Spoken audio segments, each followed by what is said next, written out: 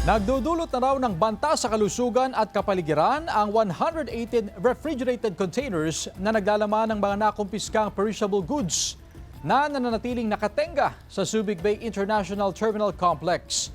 Mahigit 300 araw na umanong walang kumukuha sa mga ito.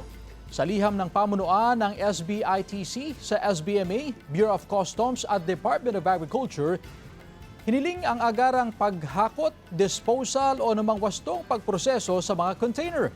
Ayon pa sa SBITC, ang matagal na pananatili ng mga reefer container ay nagdulot na ng mabahong amoy mula sa nabubulok na kargamento na banta sa kalusugan ng mga manggagawa at kalapit na establisimento sa loob ng Freeport.